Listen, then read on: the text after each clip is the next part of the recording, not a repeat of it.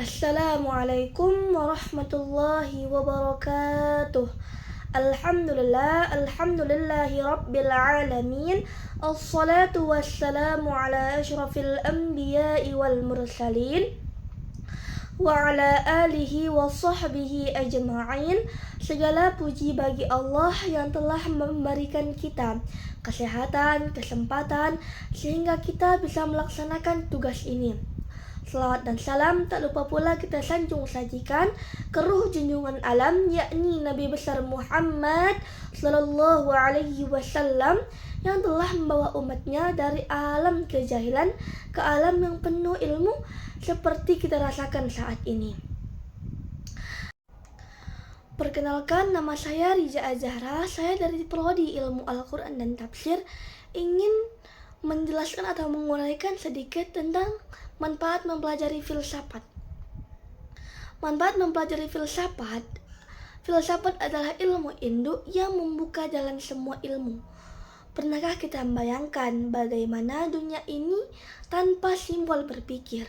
Mungkin manusia tidak akan pernah mengenal teknologi, demokrasi, bahkan mungkin kita masih tinggal di hutan.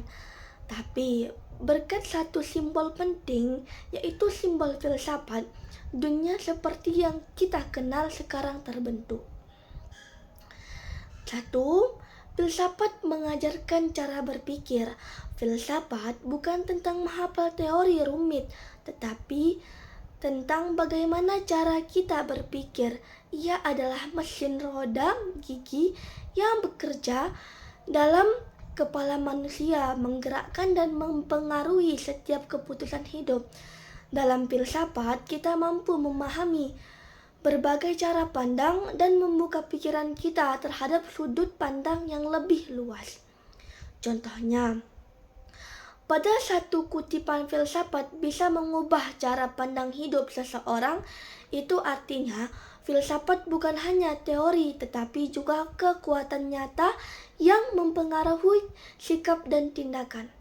2. Filsafat adalah asal-usul semua ilmu. Filsafat melahirkan pertanyaan-pertanyaan besar, yaitu 1. Tentang alam semesta, maka lahirlah ilmu fisika atau fisika. Yang kedua, tentang keadilan dan negara, maka lahirlah demokrasi dan hukum. Yang ketiga, tentang hidup baik, lahirlah etika dan agama. Yang keempat, tentang permainan yang adil, dan maka lahirlah aturan olahraga. Jadi, semua ilmu pengetahuan berasal dari filsafat, karena semuanya berawal dari rasa ingin tahu yang mendalam. 3. Filsafat membangun pondasi berpikir kritis.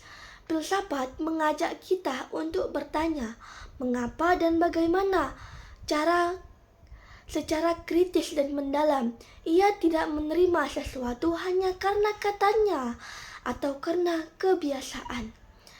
Maka dengan filsafat kita tidak hanya menjadi cerdas, tetapi juga bijak dalam berpikir dan mengambil sikap.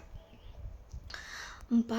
Filsafat membentuk karakter dan kebijaksanaan.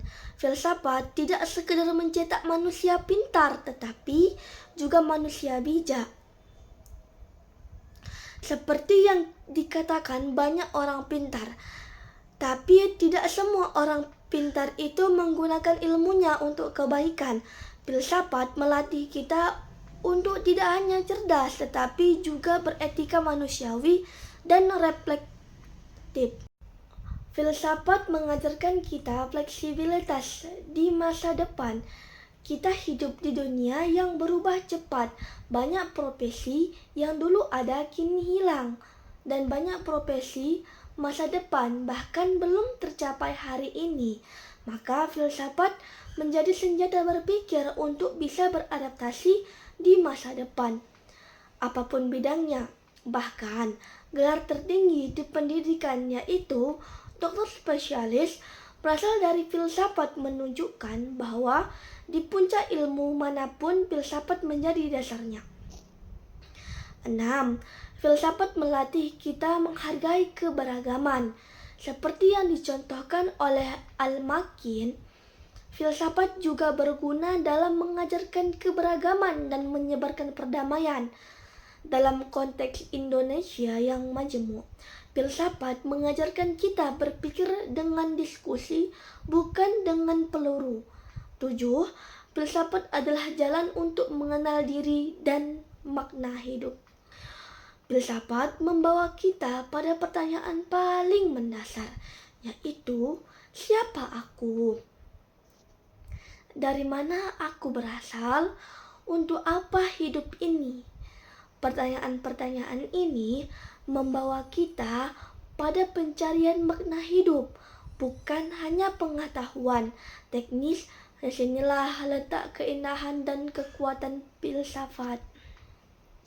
Kesimpulan, belajar filsafat bukan berarti kamu akan jadi orang gila, tetapi justru jadi manusia paling sadar dan bijak dalam mengambil keputusan. Karena ilmu ini bukan sekedar untuk profesi, tetapi untuk hidup itu sendiri.